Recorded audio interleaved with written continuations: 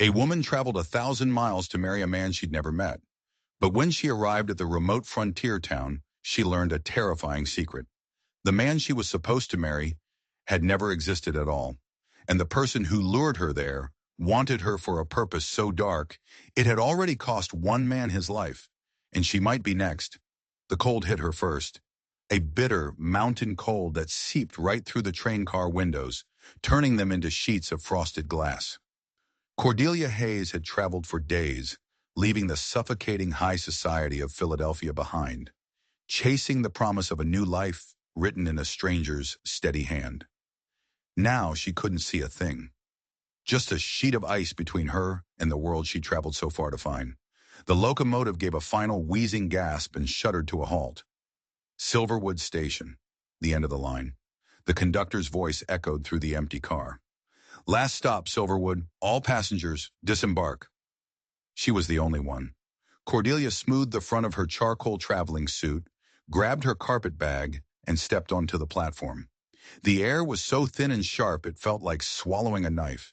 It was a shocking, brutal feeling, and it was the first honest thing she'd felt in years. The platform was deserted, a ghost station at the edge of the world, except for one man. He stood alone, a solitary figure against the backdrop of snow-dusted pines. His sheepskin coat was worn, his face was a road map of hard years, and a silver star was pinned to his chest. A sheriff. He watched her approach, his eyes missing nothing. "Miss Hayes?" he asked, his voice rough like gravel. He took off his hat, a gesture of respect that didn't quite match the suspicion in his eyes.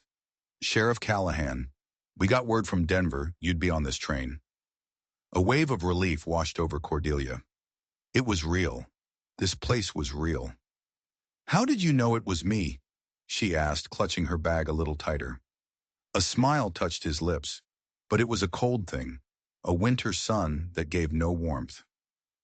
"Not many ladies from Philadelphia step off the train in Silverwood, especially not in November. Nathan Reed sent word you were coming." Nathan Reed. The name felt solid, a promise spoken aloud. Then he received my telegram. I was so worried when I didn't get a reply. For a split second, something flickered across the sheriff's face. A shadow, a ghost of an emotion she couldn't name. Then it was gone. "Why don't we get you settled at the Mountain View Inn?" he said, his voice smooth again. "It's just down the street. We can talk there."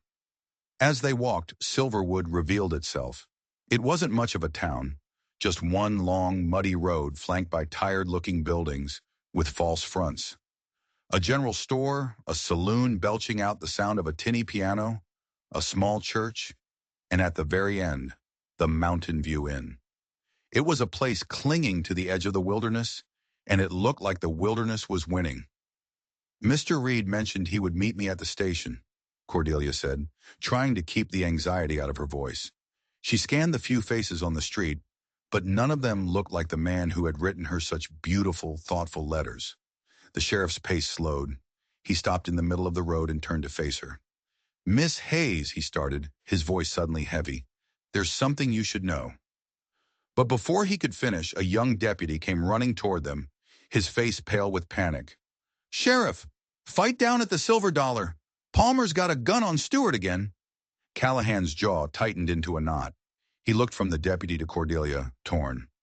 "Excuse me, Miss Hayes," he said, his voice tight with frustration. "Mrs. Winters at the inn will see to your room. We'll talk later." And just like that, he was gone, striding toward the saloon, leaving Cordelia standing alone in the muddy street with her luggage and a growing sense of dread. The innkeeper, Mrs. Winters, was a bird of a woman, thin and nervous, with kind eyes that darted around as if expecting something to jump out of the shadows. She showed Cordelia to a small, clean room with a single window overlooking the street. "Mr. Reed arranged for your stay," the woman said, her hands trembling slightly as she lit the oil lamp. "Paid for the whole week." "Then you know him?" Cordelia asked, setting her bag on the narrow bed. "Nathan Reed, from the Lone Pine Ranch?" Mrs. Winters froze, her hands stilled on the lamp, her knuckles white. She wouldn't meet Cordelia's eyes. I don't handle the accounts myself," she stammered, backing toward the door. "My husband does. Supper's at 6. She practically fled the room, leaving Cordelia in the flickering lamplight, the silence pressing in around her. Cordelia pulled a packet of letters from her bag, 11 of them, all in the same strong, steady script. She opened the most recent one, tracing the words with her finger. My dear Miss Hayes, I find myself counting the days until your arrival. Though we have never met, your letters have brought a warmth to Lone Pine that has been absent for too long. Yours in anticipation, Nathan Reed. She had read those words 100 times. They were the reason she was here. She'd answered a matrimonial advertisement in a Philadelphia paper, not looking for love, but for escape. An escape from the ruin of her life, from the whispers and the pitying looks. A knock on the door made her jump. It was Sheriff Callahan, his hat in his hand, his expression grave. The fight at the saloon was apparently over. Miss Hayes, he said, his voice low, I'm afraid I have some bad news. There's something you need to know about Nathan Reed. They sat in the inn's small, cold parlor. A pot of tea sat untouched between them. There is no Nathan Reed, Sheriff Callahan said. The words were blunt, brutal. And there's no Lone Pine Ranch anywhere near Silverwood. Cordelia stared at him. It felt like the floor had dropped out from under her. That's impossible, she whispered, her hand instinctively going to the letters in her pocket. I have his letters. I've been writing to him for 7 months. I'm sure you do, ma'am, Callahan said, his voice a little softer now. But whoever wrote you those letters, it wasn't a man named Nathan Reed from a place called Lone Pine. He sighed, leaning back in his chair. You're not the first. There's a type of scoundrel out here who preys on women back east. They tell stories of big ranches and easy living, get you to send money for travel, and then they disappear. Heat rushed to Cordelia's face. Shame, hot and sharp. He never asked me for money. She hesitated. Only a small amount. To secure my room here, he said. To prepare for the wedding. The word tasted like ash in her mouth. But the letters, she insisted, pulling them out, they were so detailed. He described the seasons, the cattle, the layout of the house. He said there was a bedroom on the east side to catch the morning sun. Callahan's face was a mask of pity. Miss Hayes, the only major ranch for 50 miles is Black Ridge. It was owned by a man named Thomas Harrison. He died last year. An accident. He paused. The main house burned to the ground a few months after that. The property's been empty ever since, watched over by his old foreman. An icy cold was spreading through Cordelia's stomach, a cold that had nothing to do with the weather. This couldn't be happening. She had staked her entire future, what little money she had left, on this one last hope. There must be some mistake, she said, her voice shaking. No mistake, the sheriff said, his voice firm. I've been the law here for 8 years. I know every rock and every tree in this county. There is no Nathan Reed. He stood up, placing his hat back on his head. The stagecoach back to Denver leaves on Thursday. My advice? Be on it. Cordelia watched him leave, the world tilting on its axis. Every word in those letters had been a lie. Every promise, a carefully crafted trap. She had run 1,000 miles only to find herself more lost and alone than ever before. But as she stood there in that cold parlor, another feeling began to surface, pushing through the shame and the fear. Anger. A cold, hard anger. Someone had done this to her. Someone had used the intimate details of a real, ruined ranch to lure her into the middle of nowhere. And she wasn't leaving until she found out who and why.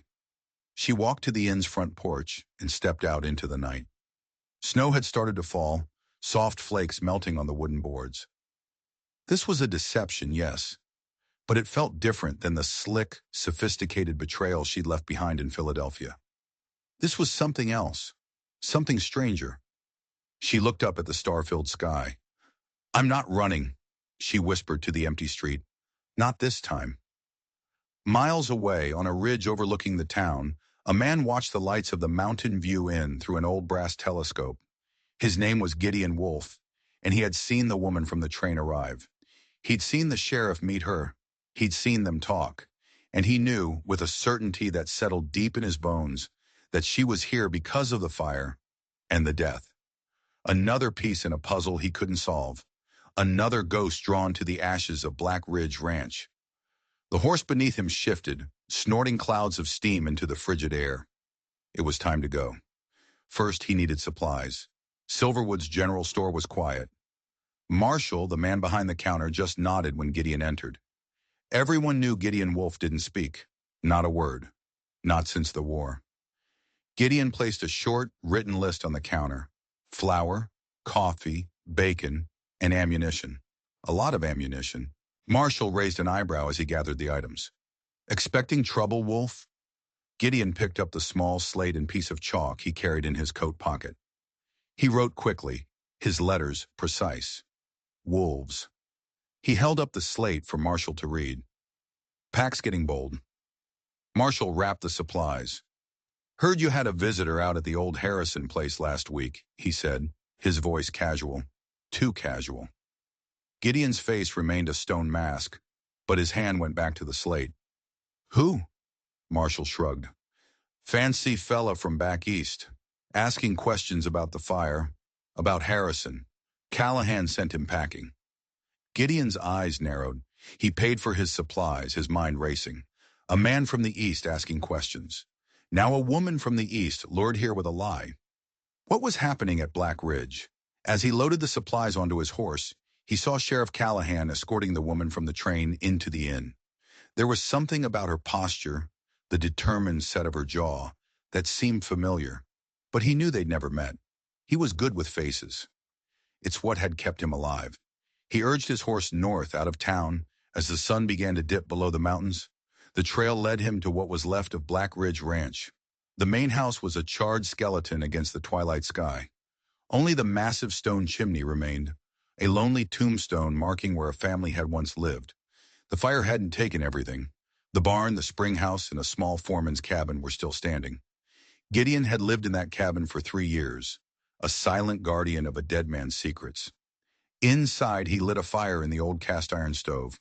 The room was simple: a bed, a table, a single chair, and shelves. Shelves filled with books, history, poetry, philosophy. Books that told a different story than the one people in town believed about the mute, broken soldier. After a simple meal, he took down a leather-bound journal. He opened it to a blank page and began to write, not in the short, functional phrases he used on his slate, but in long, flowing paragraphs. He gave voice to the thoughts he never spoke. November 15th, 1879. The woman from Philadelphia arrived. She was brought here by a lie, a phantom named Nathan Reed. The letters she carries describe this house, this land, in detail. Callahan claims it's a simple con, but I don't believe it. Someone wanted her here, at this specific place, at this specific time. The question is why? What do they hope to find in the ashes? He paused, his pen hovering over the paper. The memories were always closer in the winter. The shouting, the cannons, the smell of blood and fear. 4 years since the war ended, and still the dreams come. He closed the journal. Some things were too terrible to write down, even in secret. Outside, the first real snow of the season began to fall, blanketing the ruined ranch in a shroud of white. The next morning, Cordelia made a decision. She wasn't getting on the stagecoach back to Denver. She walked to the sheriff's office, her steps sure and steady. Callahan looked up from his paperwork, surprised to see her. I want to see it, she said, her voice clear and strong. Black Ridge Ranch. Callahan sighed, taking off his spectacles. Miss Hayes, I told you. There's nothing out there but a ruin. It's a wasted trip. Nevertheless, she insisted, the letters that brought me here described a place. I need to see if that place is real, even if the name was a lie. He studied her for a long moment, a flicker of something, annoyance, respect, in his eyes. You're a stubborn woman, Miss Hayes. I've been called worse, she replied. He leaned back in his chair. Fine. Dawson's making a supply run out that way this morning. You can ride with him, but don't say I didn't warn you. The ride out to Black Ridge was cold and quiet. Old man Dawson was not a talker, which suited Cordelia just fine. The wagon rumbled along a narrow, winding road, climbing higher into the mountains. The landscape was beautiful and brutal. a world of stone and sky and pine. And then she saw it, just as the letters had described. A ranch nestled in a valley, a creek running behind it. But the house was a nightmare, a blackened shell, a skeleton of charred timbers reaching up to the sky like grasping, desperate fingers. The letters had described a warm, welcoming home. This was a grave. As the wagon pulled up to the barn, a man stepped out of the shadows. He was tall and broad, dressed in worn canvas and leather. A dark beard covered the lower half of his face, and a long, jagged scar ran from his temple down to his jaw, pulling at the corner of one eye. He moved with a quiet, dangerous grace, a rifle held loosely in one hand. This had to be the foreman. "Morning, Wolf," Dawson called out from the wagon. "Brought you a visitor. This is Miss Hayes. She wanted to see the place." The man, Wolf, didn't speak. He just looked at her, his eyes a startlingly clear gray. They were intelligent, assessing eyes. They held no fear, but no welcome either. "Mr. Wolf," Cordelia said, her voice steady. "I'm Cordelia Hayes. Sheriff Callahan said you were looking after the property." He simply nodded. Then he pulled a small slate from his coat. He wrote a single question and held it up for her to read. "Why?"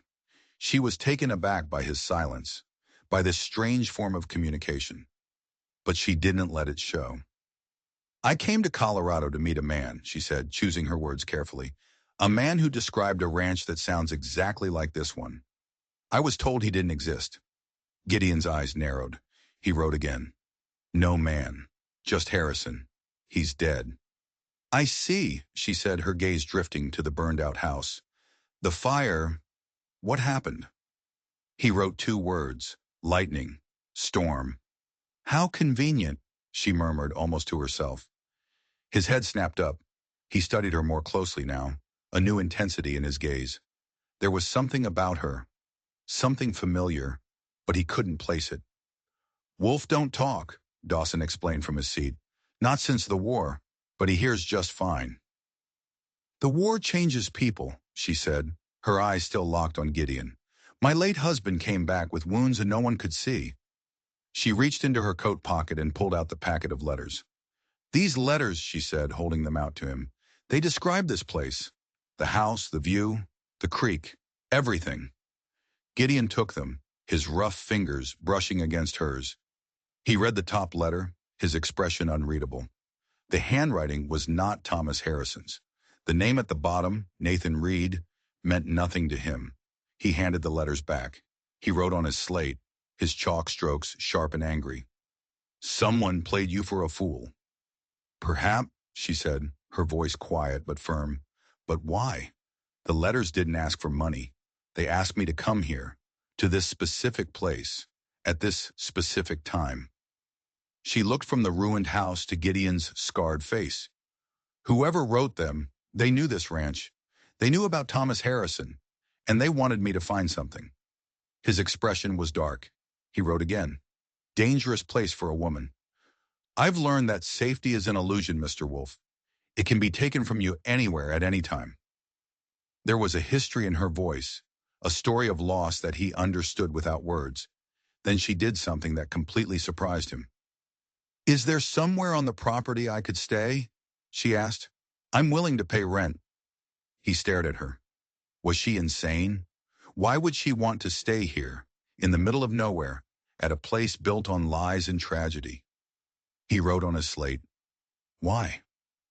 "Because going back to Philadelphia is not an option," she said simply. "And because I have a feeling that the answers I'm looking for are right here, at Black Ridge." He hesitated. The foreman's cabin was his. The main house was gone. There was an old, dilapidated bunkhouse, but it was barely weatherproof. Then he remembered the small line cabin, back behind the barn. It was rough. It needed work. It was a foolish idea to let her stay. It would bring nothing but trouble. He found himself writing anyway. Small cabin, behind barn, needs work. A flicker of relief, of triumph, crossed her face. "I'm not afraid of work, Mr. Wolf." She extended a gloved hand. "We have a deal." He looked at her hand, then back at her face. Against his better judgment, he took it.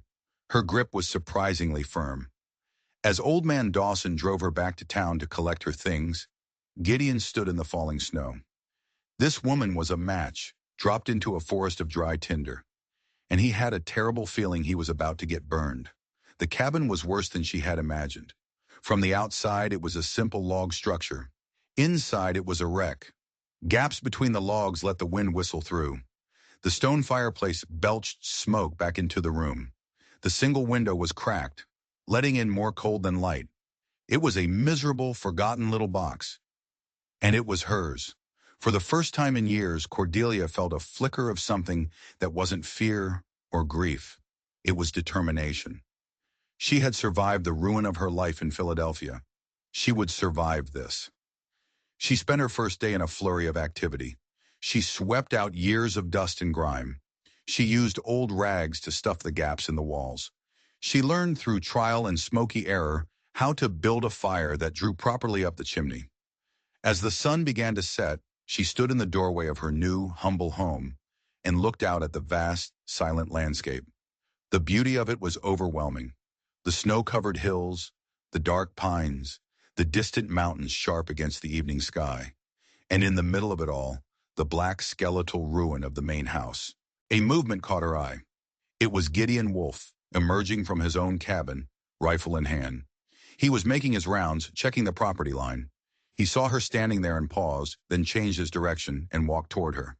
"Good evening, Mr. Wolfe," she said, pulling her shawl tighter against the cold. He just nodded. He pulled out his slate. "Roof needs repair. Before next snow." She looked up at the sagging shingles. "I wouldn't know where to begin," she admitted. "I'm not much of a carpenter." His eyebrows rose slightly. He wrote again. "I will show you." The next morning he arrived with a hammer, a saw, and a stack of fresh cedar shingles. He didn't just give her instructions. He worked alongside her. He moved with a quiet efficiency, his powerful hands surprisingly deft. He showed her how to measure, how to cut, how to nail the shingles in an overlapping pattern that would shed the snow. They worked all day, side by side in a comfortable silence. The shared labor was a language of its own. It was physical, honest work, and Cordelia felt a satisfaction she hadn't known in years. There was something solid and real about fixing a roof, about creating shelter with her own two hands. At midday, they stopped for a simple meal of bread and dried beef, which they ate on the cabin's small porch. "You're a good teacher," she said, breaking the silence. "Have you always been the foreman here?" He shook his head. He wrote on his slate, "Blacksmith, before." He paused, then added two more words. "Army, during war." "My husband was at Antietam," Cordelia said, her voice suddenly quiet. "The 71st Pennsylvania. He came home, but a part of him never left that field." Gideon's expression shifted. He looked at her, truly looked at her, for the first time. He wrote on his slate, 83rd Pennsylvania, Gettysburg. A sudden, unspoken understanding passed between them. They were both survivors of the same war, scarred in different ways. They finished their meal in silence, but it was a different kind of silence now. It was a silence of shared history, of shared pain. That afternoon, as they finished the roof, Cordelia found herself watching him. He was a puzzle, a man who communicated with chalk on a slate, but whose eyes spoke volumes. A man who was gentle and patient with her, but who carried a rifle as if it were a part of his own arm. His silence wasn't an absence of words. It was a presence, a weight, a story he wasn't telling. As daylight began to fade, they finished their work. The roof was solid. The cabin was a little warmer, a little safer. "Thank you," she said as he gathered his tools. "I'm in your debt." He just shook his head. He wrote, "My job, maintain property." "Still," she said, "I appreciate it." She hesitated for a moment, then asked the question that had been burning in her mind since she'd arrived. "How did Thomas Harrison die?" She saw it then, a flicker of something dark in his eyes, a shadow that passed over his face like a cloud. He wrote on his slate, "Fell from horse, broke neck." "And you found him?" He gave a single, curt nod. His expression was closed now, a stone wall. He was hiding something. She was sure of it. "The sheriff mentioned that Harrison has family," she pressed, trying a different angle. A relative who might claim the property. Gideon's hand stilled. He wrote again, his letters sharp. A niece. In Denver. He looked at her, his eyes narrowed with suspicion. You ask many questions. It's a habit, she said. In my old life, the details were everything. A single misplaced number could bring down an entire company. She saw a flicker of curiosity in his eyes. He wrote, Old life? I managed my late husband's shipping business, she explained. It was the story she always told, the simplified, sanitized version of the truth. Until circumstances changed. Before he could ask more, she saw an opportunity. The town reverend had mentioned they needed a teacher for the local children. She told this to Gideon. He considered it for a moment, then wrote on his slate. Better than asking questions about dead men. He nodded a good night and walked away, a silent, imposing figure disappearing into the twilight. Cordelia watched him go, a shiver running down her spine that had nothing to do with the cold. He was warning her, but she had no intention of stopping. The secrets of Black Ridge were buried deep, and she was going to be the one to dig them up. The dreams came for Gideon that night, not of the war, but of the day he found Thomas Harrison. The memory was sharp, vivid, the unnatural angle of the old man's head, the horse standing calmly nearby, its reins tangled in a bush. Horses don't abandon their riders after a fall. They stay close. Callahan had dismissed it. Animal probably got spooked, ran off, then came back, he'd said, his voice impatient, eager to close the case. But Gideon knew horses, and he knew something was wrong. He woke with a gasp, the cold air of the cabin sharp in his lungs. Sleep was gone. He dressed and stepped outside into the pre-dawn stillness. A faint light glowed from the window of Cordelia's cabin. She was awake. He found himself walking toward it, drawn by that small beacon of light in the darkness. He stopped before he reached her porch. What was he doing? This woman was trouble. Her questions were stirring up ghosts that were better left to lie. He turned to go back to his own cabin, but then he saw them. Tracks in the fresh snow near her cabin. Not hers, not his. The tracks of a third person. Someone had been here in the night watching her. He followed the tracks. They led from the road, circled her cabin, and then disappeared back toward town. Someone was watching Cordelia Hayes, and that meant she was getting close to something. Something dangerous. He went back to his cabin, his mind racing. He unlocked a large wooden trunk from beneath his bed. Inside were papers, records from his time as foreman, and a heavy leather portfolio. Harrison had given it to him just a week before he died. If anything happens to me, Wolf, the old man had said, his voice grim, you make sure my granddaughter gets this. No one else, especially not Callahan. Gideon had never opened it. It was a matter of honor. But now things were different. Cordelia's arrival had changed the game. He ran his hand over the soft leather. Betraying a dead man's trust was a heavy thing, but letting a killer get away with murder was heavier. He opened the portfolio. Inside were maps, deeds, and letters. He started to read, and as he did, a sick feeling began to grow in the pit of his stomach. Thomas Harrison hadn't died because of a simple fall from a horse. He had died because of what was hidden underneath the cold, hard ground of Black Ridge. Gold. Not a lot, but enough. Enough to make a man kill. A letter from Sheriff Callahan fell out, dated 2 weeks before Harrison's death. It was a formal offer to buy the northern section of the ranch. At the bottom, Harrison had scrawled a single word in angry red ink. Never. Gideon's blood ran cold. Callahan knew about the gold. He had wanted the land, and Harrison had said no. He put the papers back, his hands shaking slightly.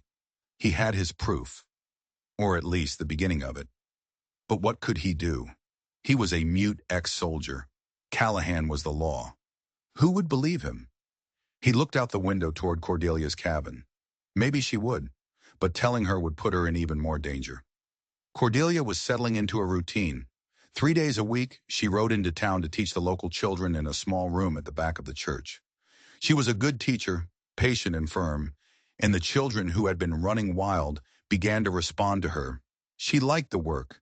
It gave her a purpose, a reason to be here beyond the dark mystery of the ranch. It also gave her an opportunity, an opportunity to listen. Small towns are built on gossip, and Cordelia was a very good listener. She learned that Sheriff Callahan was a man who was both feared and respected. He had brought order to a lawless town, but he had also grown rich, far richer than a small-town sheriff's salary should allow. He had business dealings, people whispered, mining claims, land speculation. He had a partner, a silent partner no one ever saw, who provided the money from back east. One afternoon after her lessons were done, she was in the general store when Margaret Sullivan walked in. She was a tall, formidable woman who, with her husband Elijah, owned the ranch neighboring Black Ridge. "You must be the new school teacher," Margaret said, her voice warm but her eyes sharp and appraising. "Cordelia Hayes." They shook hands. "I heard you're staying out at the old Harrison place. That's a brave choice for the winter." "It suits my needs," Cordelia said. "You were neighbors with Thomas Harrison, weren't you?" she asked, trying to sound casual. Margaret's smile faded. "Thomas was complicated," she said carefully. "He was a hard man, made a lot of enemies." "Any enemies in particular?" Cordelia pressed. Margaret looked around the store, then leaned in closer. "He and Sheriff Callahan had a falling out, right before Thomas died. A very public, very loud argument in the middle of the street, about land." Before she could say more, the store's bell jingled. Sheriff Callahan himself walked in. The air in the room instantly changed. It grew colder, heavier. He nodded at the two women. "Mrs. Sullivan, Miss Hayes." His eyes lingered on Cordelia for a moment too long. "Heard you're doing a fine job with the children." "They're good children," she said, her voice even.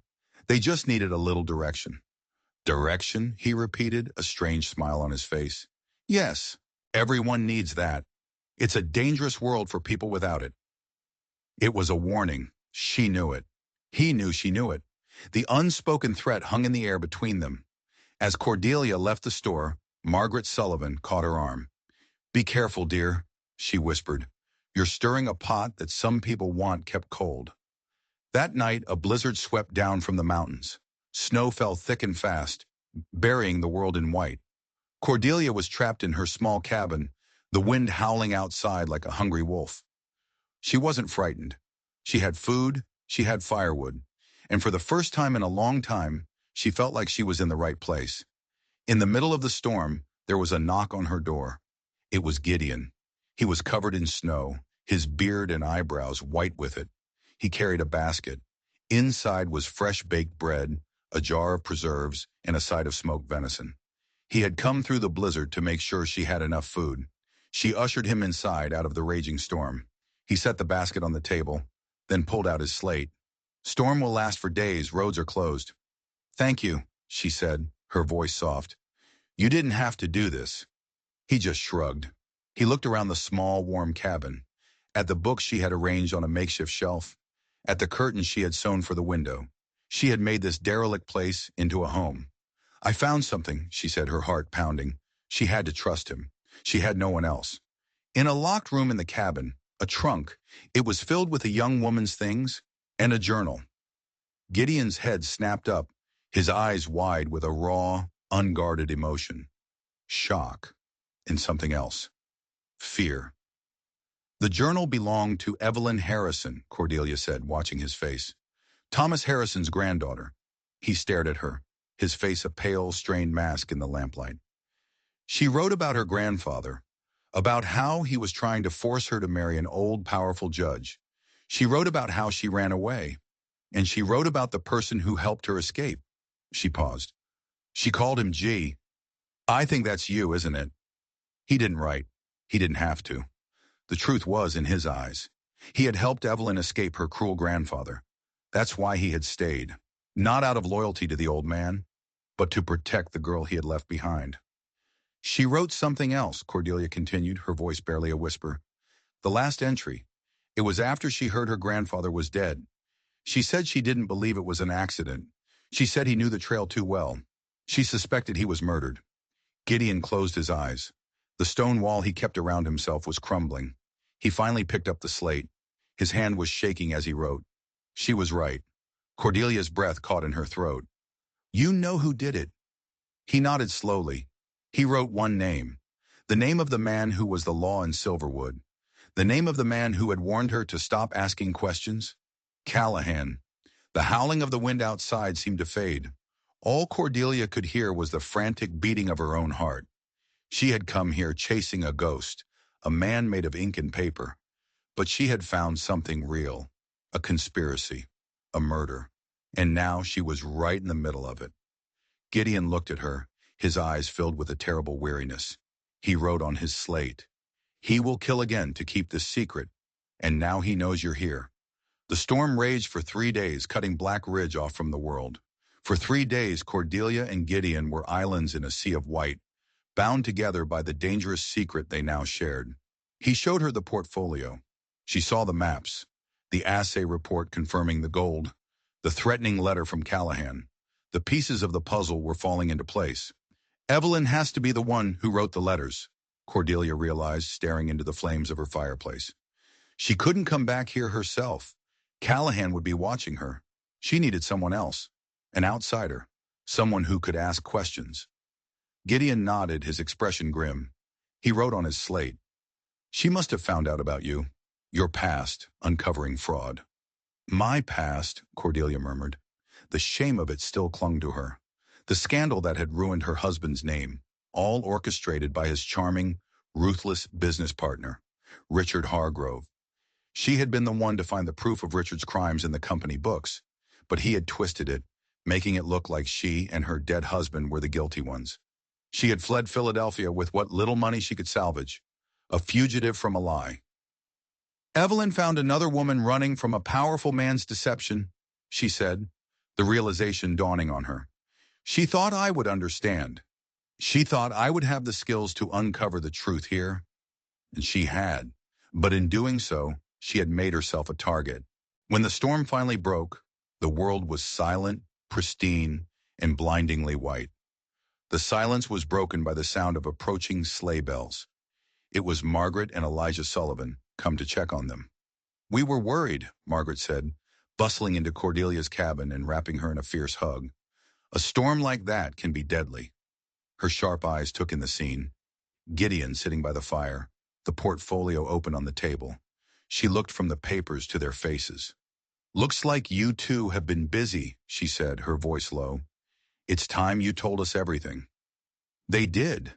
They told the Sullivans about the gold, about Callahan's threats, about Evelyn's journal. Margaret listened, her expression growing harder with every word. "I knew it," she said when they were done, slamming her fist on the table. "I always knew Callahan was a snake. Thomas Harrison was a miserable old goat, but he didn't deserve to be murdered in cold blood." "What can we do?" Elijah asked, his face etched with worry. "Callahan is the law. It's our word against his." "Not just our word," Cordelia said. She looked at Gideon. "Evelyn, she needs to come back. She is the rightful heir. She is the one who can challenge Callahan." Gideon's face was a storm of conflicting emotions. The thought of Evelyn returning, of putting her in danger, was clearly agonizing for him. But he knew Cordelia was right. It was the only way. He wrote on his slate, "I will send for her." While Gideon rode to the nearest town with a telegraph office, Cordelia received an unexpected delivery from the Sullivans' supply run. It was a telegram. For her. Her hands trembled as she opened it. The words leaped off the page, cold and sharp. "Information received. You are in Silverwood. Matters require immediate discussion. Arriving November 25th. Hargrove. Richard." He had found her. The past she had run 1,000 miles to escape was coming for her. Her carefully constructed new life, the fragile alliance she had built, was about to be shattered. He was coming in 5 days. 5 days to solve a murder before her own demons caught up with her.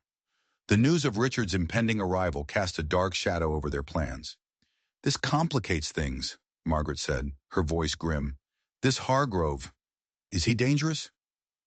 "Not with a gun," Cordelia replied. "His weapons are money and influence. He will try to destroy my reputation here, just as he did in Philadelphia. He will make it impossible for anyone to believe me."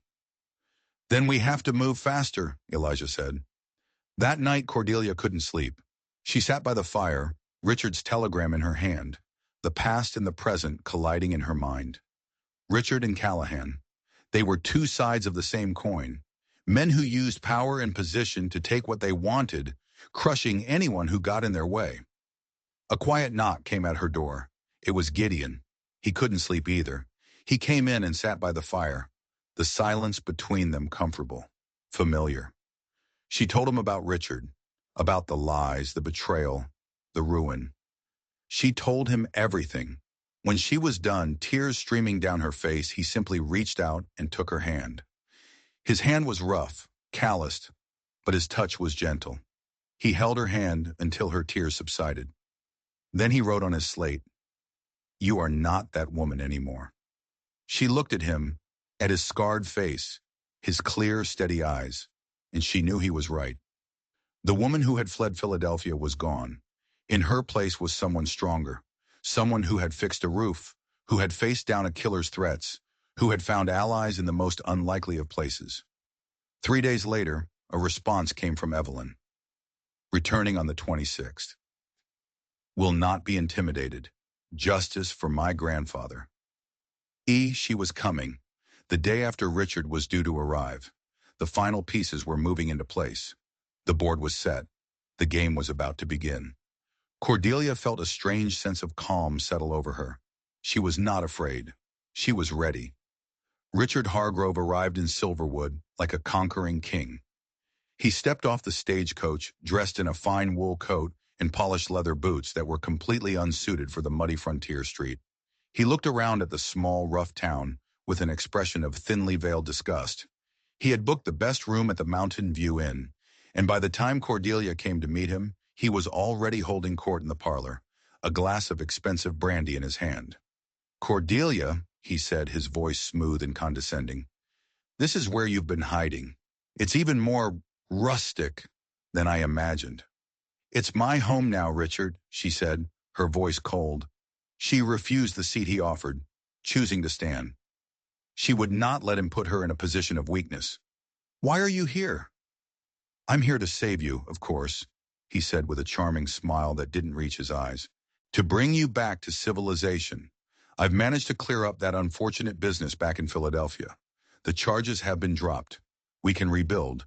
Together." The audacity of it left her breathless. He had destroyed her life, and now he was offering to save her from the wreckage he had created. "I'm not going anywhere with you," she said, her voice shaking with repressed anger. "The only thing I want from you is for you to leave." His smile vanished. "Don't be a fool, Cordelia. You have nothing here. You're a disgraced woman living in a hovel. I am offering you a lifeline." "And what do you get in return?" she asked. "Besides the money I took, which was rightfully mine." "Your cooperation," he said, his voice turning hard. "There are new business opportunities out here, valuable ones, but they require a certain amount of local goodwill. A respectable female associate would be very useful." A cold dread washed over her. "You've already spoken to Sheriff Callahan, haven't you?" His eyes glinted. "An astute man, your sheriff. He understands the value of progress and partnership." It was worse than she had thought. Richard hadn't just come here to reclaim his money. He was Callahan's silent partner. The money from back east. It was him. He was here to secure his investment in the gold on Black Ridge land. "You're in business with a murderer," she said, her voice a horrified whisper. Richard laughed. "Allegedly. The sheriff has a very different version of events. A version in which your mute, violent friend is the killer. A version that will be very easy to prove, especially with the right encouragement." He was a monster, a slick, well-dressed monster who would see Gideon hang just to get his hands on a piece of land. "Get out," she said, her voice low and dangerous. "Get out of this town." He stood up, his face a mask of cold fury. "You will regret this, Cordelia. I will see you ruined, and I will see your friends destroyed, and then you will come crawling back to me." A knock on the parlor door interrupted his threat. It was Sheriff Callahan. He nodded at Richard, then turned his gaze to Cordelia. "Miss Hayes," he said, his voice dripping with false concern, "Mr. Hargrove was just telling me about your troubles. It's a terrible thing when a woman gets in over her head." The two men stood there side by side, a wall of corrupt power. She was trapped. She turned and walked out of the room, their smug laughter following her down the hall. She ran.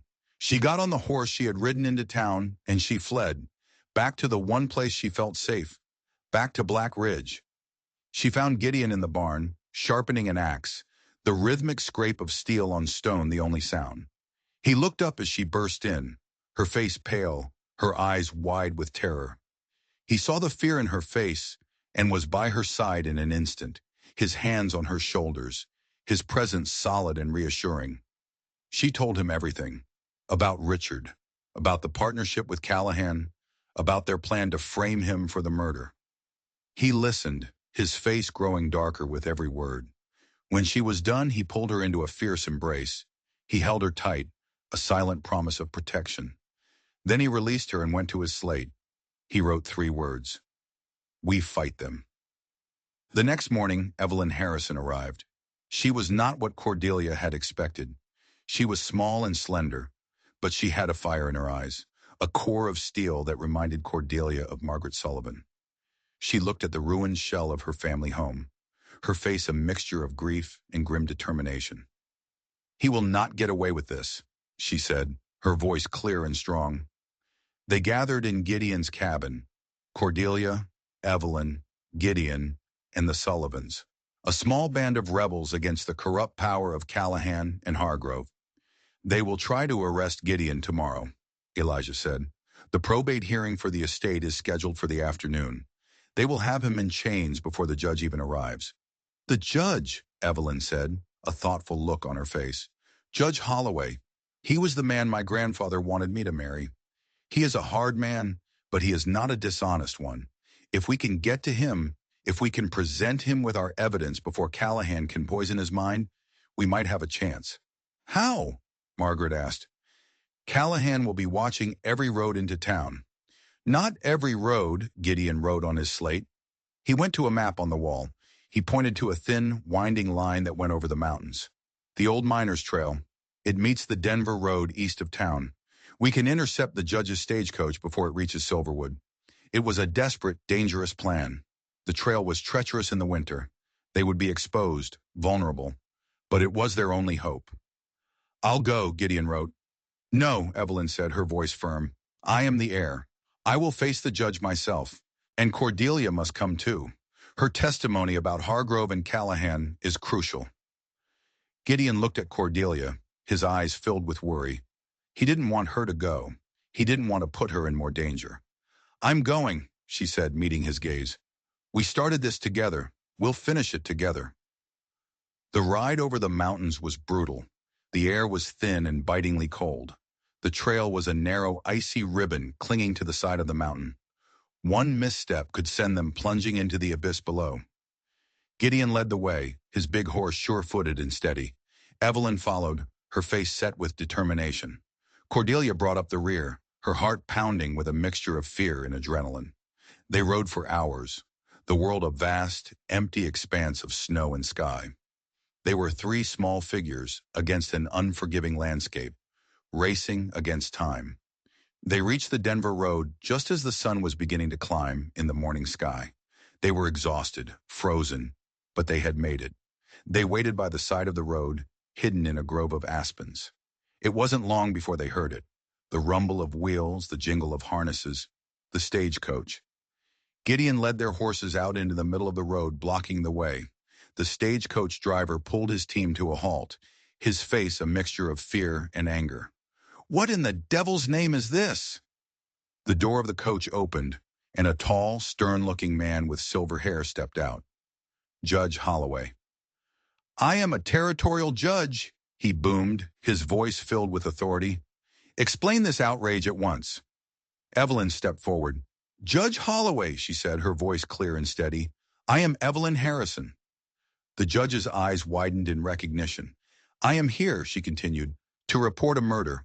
The murder of my grandfather, Thomas Harrison, and to accuse the man who committed it, Sheriff Thomas Callahan. They had 2 hours. That's what the judge gave them. 2 hours to convince him before he proceeded to Silverwood. They led him on the treacherous ride back to Black Ridge. In the hollow tree behind the spring house where Gideon had hidden it was the portfolio. Cordelia laid out the papers on the rough table in Gideon's cabin. The maps, the assay report, Callahan's threatening letter. She explained Richard Hargrove's involvement, connecting the dots between the local corruption and the Eastern money.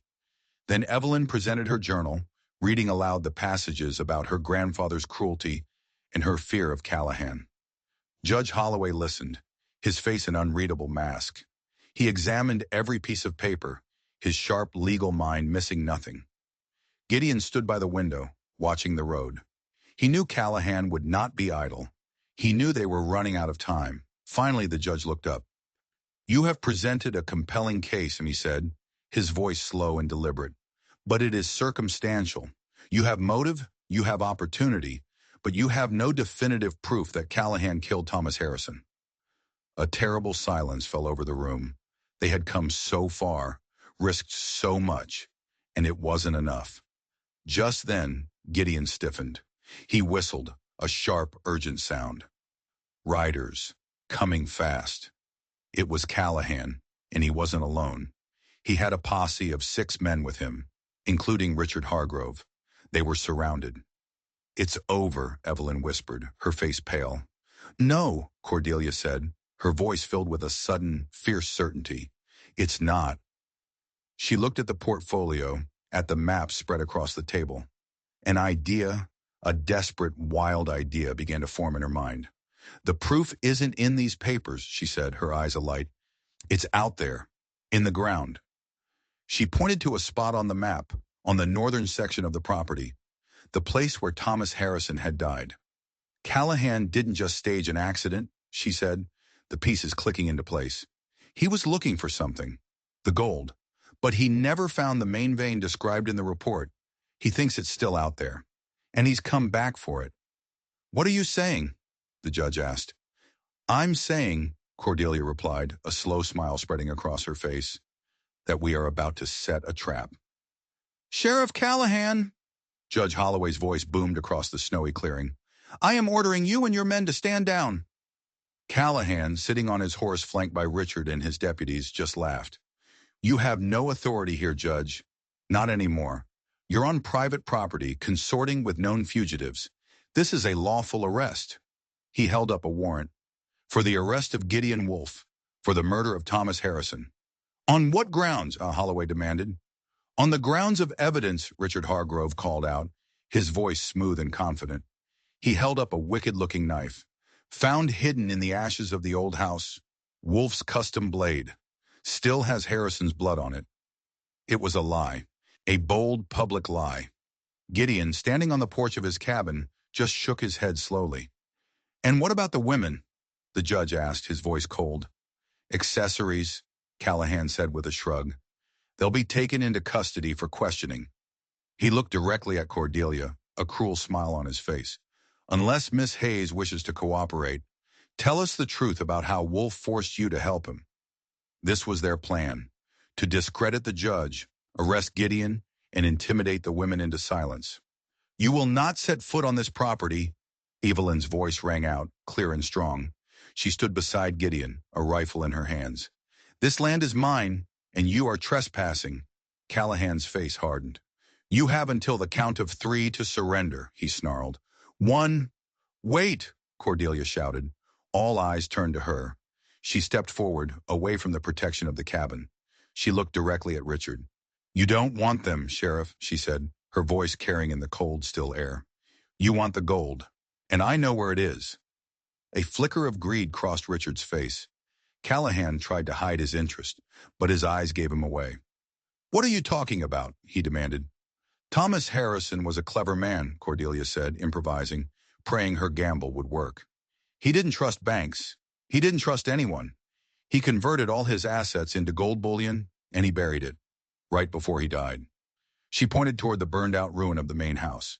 "He buried it under the hearth, the one part of the house that would survive a fire." It was a complete fabrication, a wild guess, but it was rooted in the one thing she knew to be true about these men: their insatiable greed. She saw the look that passed between Callahan and Richard. They believed her, or they wanted to. "This is a trick," one of the deputies muttered. "Maybe," Callahan said, his eyes fixed on the stone chimney. "But it's a risk I'm willing to take." He dismounted. "Hargrove, you and 2 men stay here. Keep an eye on them. The rest of you, with me. Bring shovels." As Callahan and his men marched toward the ruin, Cordelia backed slowly toward the cabin. "What have you done?" Evelyn whispered, her eyes wide. "I've separated them," Cordelia whispered back. "And I've put their greed on public display for the judge." In the clearing, Richard was growing impatient. He could hear the sounds of digging, the excited shouts of Callahan's men.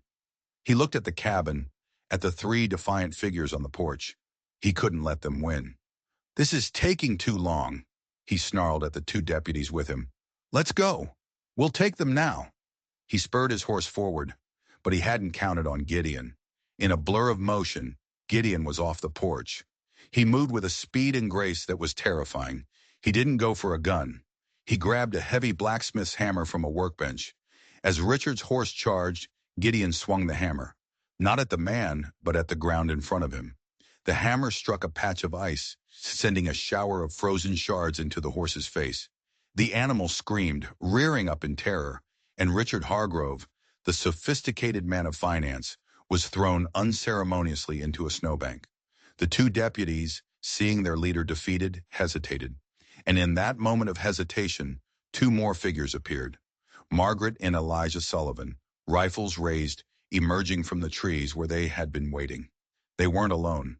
Behind them were 6 other ranchers, armed and ready, Callahan's neighbors, the people he had bullied and cheated for years. At the ruin, a triumphant shout went up from Callahan. "I found it! A strong box!"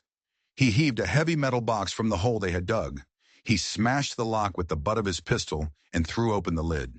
It was empty. Of course it was empty.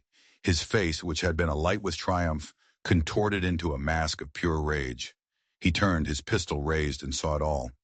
Richard floundering in the snow, his deputies surrounded, the judge watching him with cold, damning eyes. He was trapped. The lie had unraveled, and he knew it. He aimed his pistol, not at Gideon, but at Cordelia, the woman who had orchestrated his downfall. But before he could fire, a single shot rang out. Not from Gideon's rifle, not from the Sullivans, from Evelyn. The rifle she held bucked against her shoulder, and Sheriff Callahan crumpled to the ground, clutching his leg, screaming in pain. It was over. The aftermath was swift.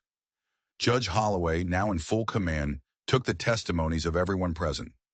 Richard Hargrove, humiliated and exposed, tried to bargain, but his alliance with a corrupt murderer had sealed his fate. He and Callahan, along with the deputies who had followed him, were taken into custody. The knife, Callahan's supposed evidence, was revealed to be a forgery, easily disproven by Elijah Sullivan, who recognized the inferior metalwork. The probate hearing was a formality. Black Ridge Ranch was officially signed over to its rightful heir, Evelyn Harrison. Weeks later, as the first signs of spring began to thaw the harsh mountain landscape, Black Ridge was a different place.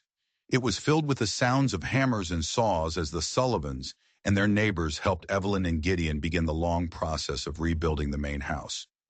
Cordelia had started a proper school in town, her classroom filled with eager children. She had found her purpose. She had found her home. One evening, she was walking with Gideon along the creek, the setting sun painting the sky in shades of orange and purple. He had been quieter than usual, a thoughtful expression on his face.